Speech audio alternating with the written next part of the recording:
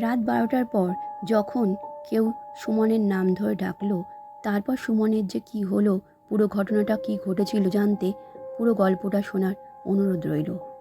নিবাসপুর নামে একটি গ্রাম ছিল। গ্রামটি খুব শান্ত, নির্জন ছিল।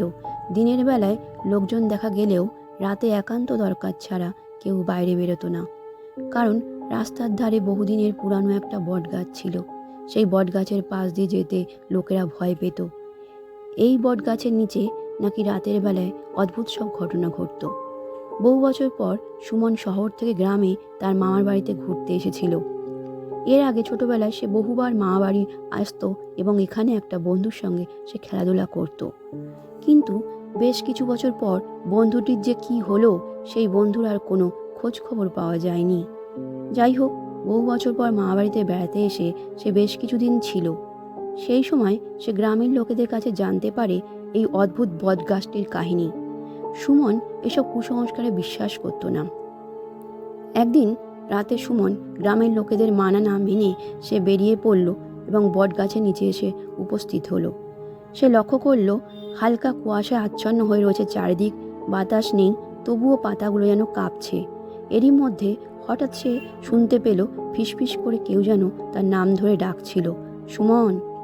সুমন চারিদিকে তাকালো, কিন্তু কেউ নেই। আবার ডাক শুনতে পেল, সুমন, এখানে আয়। গলার স্বরটা যেন খুব চেনা চেনা লাগছিল সুমনের, যেন তার ছোটবেলার সেই বন্ধু পাপ্পুর মতো, যে অনেক বছর আগে হঠাৎ নিখোঁজ হয়ে গিয়েছিল। সুমন ধীরে ধীরে গাছটার দিকে এগিয়ে গেল। হঠাৎ দেখতে পেল মাটিতে এক জোড়া পায়ের ছাপ। কিন্তু আশ্চর্যজনকভাবে পায়ের ছাপগুলো সামনে নয়, পিছনের দিকে এগিয়ে যাচ্ছিল, যেন কেউ উল্টো পায়ে হাঁটছিল। এই দেখে সুমনের বুক ভয়ে ধড়াস করে উঠল। হঠাৎ গাছের ডালের থেকে কিছু একটা নিচের দিকে ঝুলে পড়ছিল। একটা ফ্যাকাশে মুখ, লম্বা চুলে ঢাকা চোখ, দুটো সম্পূর্ণ সাদা। আমাকে চিনতে পারছিস না সুমন? সুমন ভয়ে সিটিয়ে গেল। গলার স্বরটা সত্যিই তার সেই ছোটবেলার হারিয়ে যাওয়া বন্ধু পাপ্পুর মতো। আবার গলার স্বর শোনা গেল, আমি তোকে খুঁজছিলাম এতদিন। সুমন ভয়ে চিৎকার দিয়ে দৌড়াতে গেল, কিন্তু পা আর নড়ল না, যেন মাটি তাকে আটকে রেখেছিল।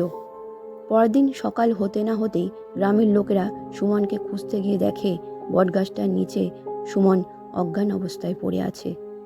সুমন বেঁচে ছিল, কিন্তু তার চোখ দুটো পুরো সাদা হয়ে গিয়েছিল।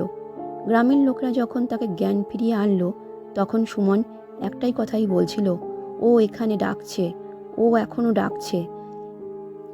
বন্ধুরা, আজ রাত 12টায় যদি কেউ তোমার নাম ধরে ডাকে, তুমি কি সাড়া দেবে?